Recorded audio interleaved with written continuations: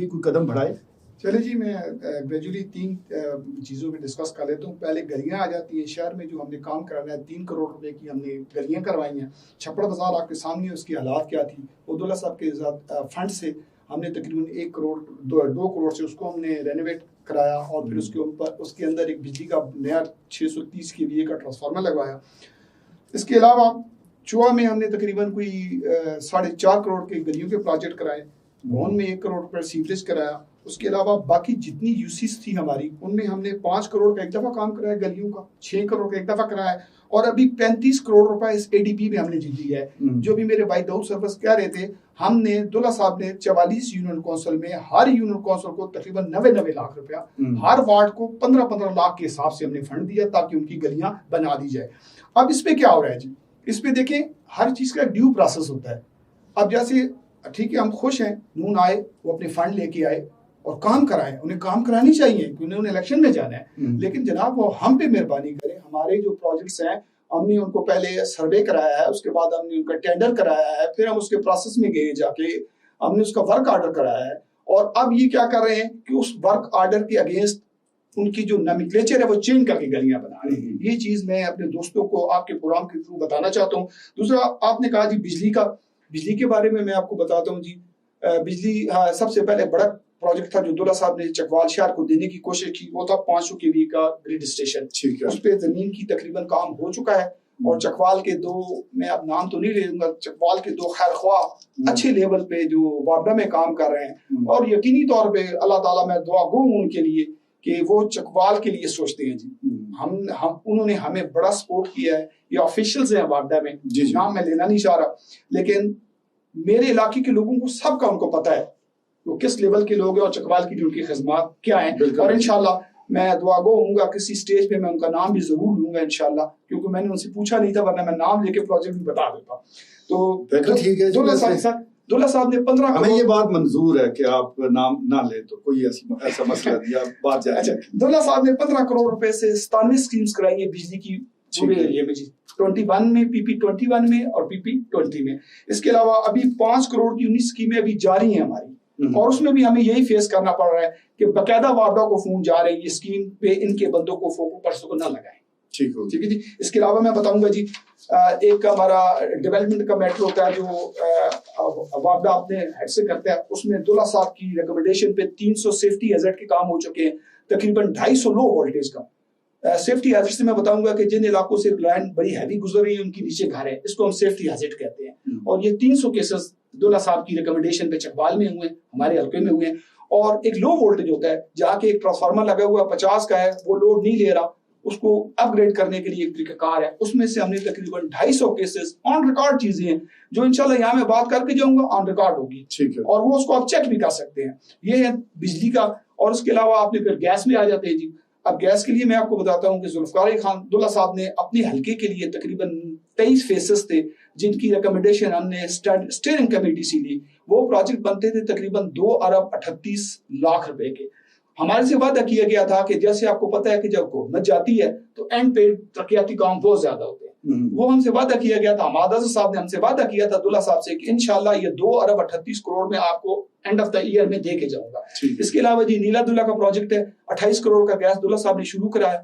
وہاں پہ ہم نے اتنا کوآپریٹ کیا ہے گیس والوں کے ساتھ, یہ تمام میرے دوستوں کو بھی پتا ہے کہ جناب وہاں 5 کنال جگہ جو کہ ان کا ایک سسٹم ہے, جیسے ہمارا گریڈ لگتا ہے ان کا بھی ایک ہوتا ہے جس کو ہم SMS سسٹم کہتے ہیں, اس میں انہوں نے تقریباً میاں عمر عباس صاحب نے اپنی ذاتی جگہ سے 5 کنال جگہ جو ہے وہ گیس کو دی ہے تاکہ علاقے کی ڈیولپمنٹ کے لیے.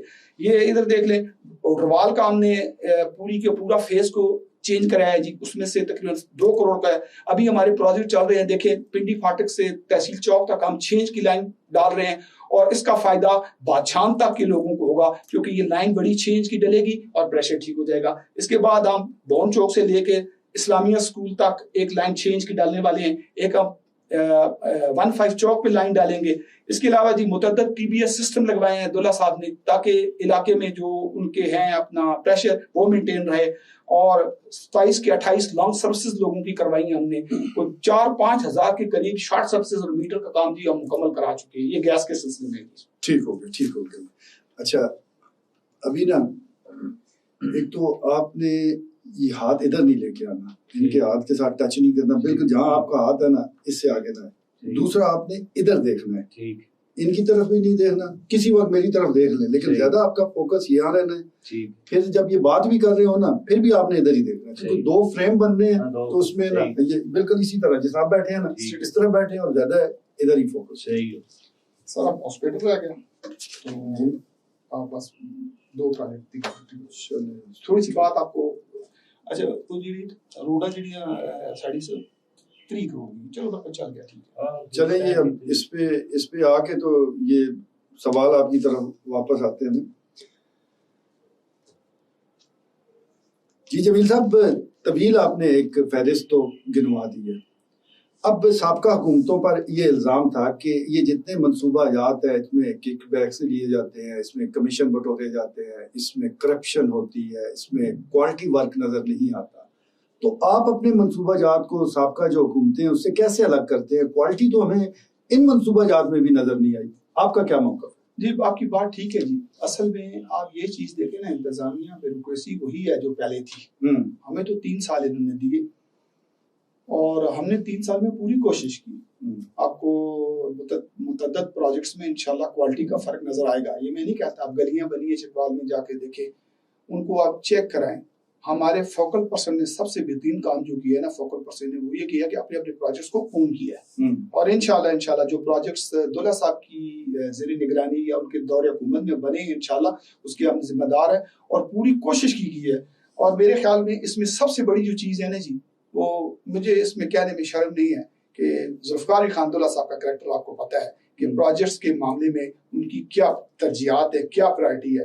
اور ہم لوگ یہاں پہ بیٹھ کے میڈیا میں الحمدللہ اپنے لیڈر کو کہہ سکتے ہیں کہ الحمدللہ کہ ہمارا لیڈر کسی قسم کی یہ گلی نالی کی سیاست میں کسی ایک دھیلے کا یا 1 روپے کا روادار انشاءاللہ نہیں ہوگا. جی چلیں جی, اچھی بات ہے روادار نہیں ہے, لیکن جس طرح کی گرپ ہونی چاہیے تھی جو لوگ کام کرتے ہیں اور جس طرح کوالٹی کو بہتر بنانا ہے وہ بھی تو آپ ہی لوگوں کی ذمہ داری تھی. وہاں پر وہ کامیابی ہمیں نظر نہیں آتی. آپ انفرادی طور پر کسی شخصیت کو کریڈٹ دے سکتے ہیں کہ ان پر انگلی نہیں اٹھائی جا سکتی, لیکن جب پورا سسٹم ہمیں کرپٹ نظر آ رہا ہے تو نقصان تو عوام کا ہو گیا.